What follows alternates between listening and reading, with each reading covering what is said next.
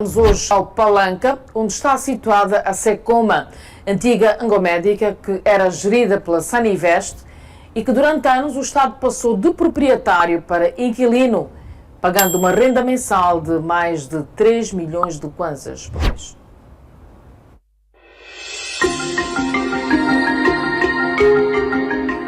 Aqui neste espaço, no bairro do Palanca, em Luanda, funciona a central de aprovisionamento de medicamentos e meios médicos, a Secoma. Ligada ao Ministério da Saúde, a central tem vital importância para o setor e ganha maior relevância nos dias atuais, em que o mundo enfrenta uma séria pandemia. É neste armazém de 5.600 metros quadrados, onde são acondicionadas caixas e mais caixas de medicamentos e também alguns equipamentos médicos. O espaço é da Angomédica, alvo de disputa entre o governo angolano e a Saninvest. É sobre este assunto que vamos falar na nossa reportagem de hoje.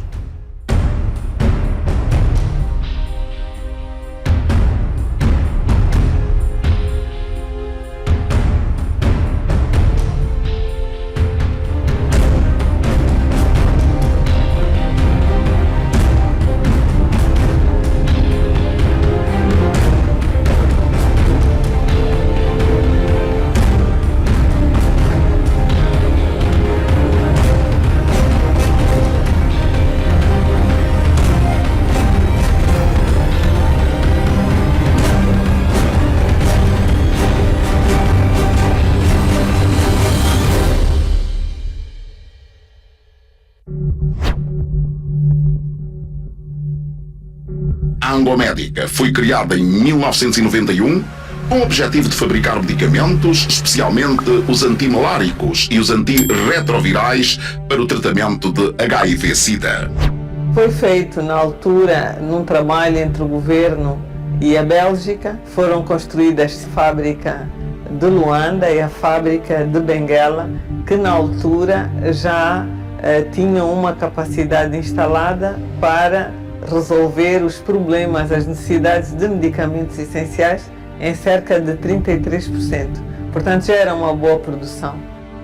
Em 2004, foi assinado um contrato de gestão da empresa entre o Ministério da Saúde e a Saninvest, grupo empresarial ligado à FESA, entidade, na altura, ligada ao poder. E o objetivo fundamental, pelo menos é o que diziam, era aumentar a capacidade instalada das nossas fábricas, com isto aumentar grandemente a produção de medicamentos no país. Portanto, em linhas gerais, os termos do contrato diziam, por um lado, que o Ministério da Saúde, o Estado angolano, teria direito a 5% dos lucros.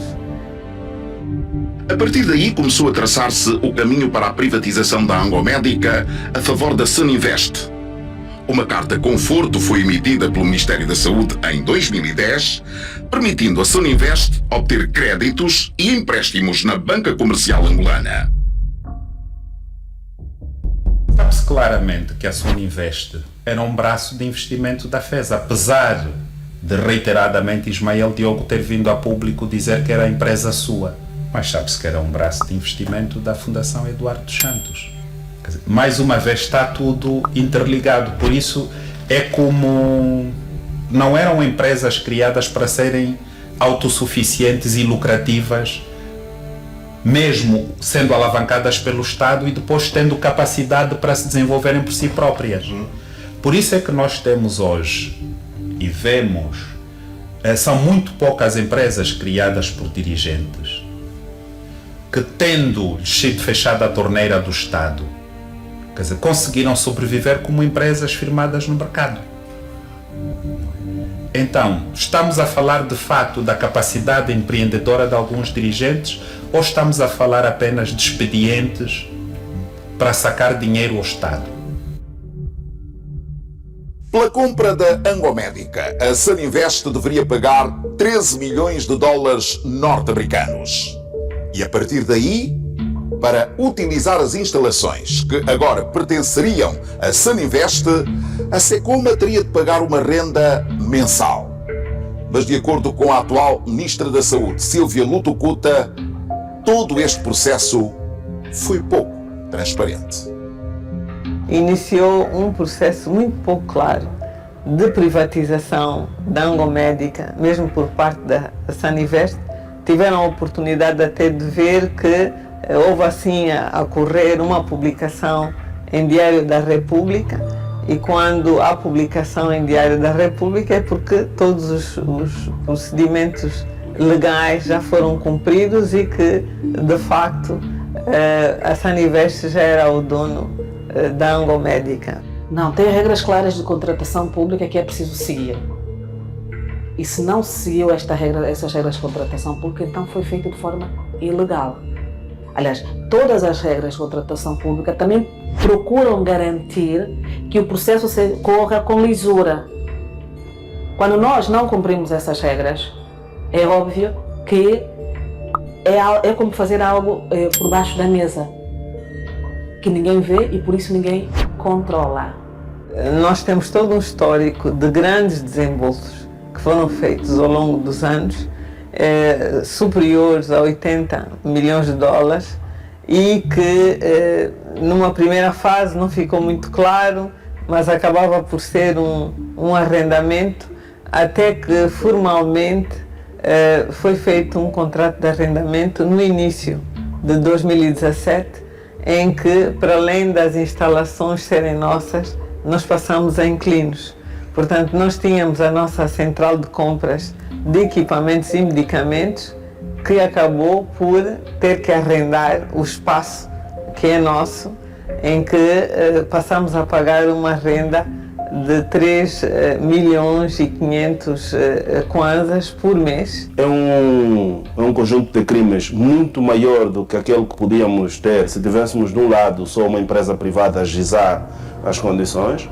Nós temos aqui não só associação de malfeitores, não temos só peculato, corrupção ativa, branqueamento de capitais, mas nós temos aquilo que eu disse anteriormente, que como são funcionários públicos, tem até aquilo que eu tenho dito, que é traição à própria parte. Isso tem que despoletar outros mecanismos jurídicos de caráter administrativo, que importa até a despromoção ou a retirada de alguns direitos de caráter social que o Estado atribui aos funcionários do Estado envolvidos nisso. Se tem direito a alguma reforma, alguma pensão de reforma, essa pensão de reforma devia reverter para o Estado, porque os prejuízos daí resultantes são enormes. Não foram feitos os investimentos prometidos, houve um período curto de transição em que vinham os medicamentos a granel e eram empacotados, e que na realidade percebemos no fim do dia que a intenção era mesmo não deixar a fábrica funcionar e ter alguns privilégios na importação dos medicamentos. Portanto, era um cenário muito complexo. A 21 de maio de 2019, um novo decreto conjunto assinado pelos Ministérios das Finanças e da Saúde revogava o decreto anterior, considerando sem efeito a privatização. Caso encerrado, e Angola tem de volta o seu património. É fundamental este processo de devolução, de facto, deste património ao Ministério da Saúde, porque nós precisamos dar passos importantes. Nós já fabricávamos soros, neste momento estamos a importar tudo. Nós precisamos de medicamentos essenciais para conseguirmos melhorar o nosso sistema de saúde, em que os medicamentos e a sua logística são fundamentais.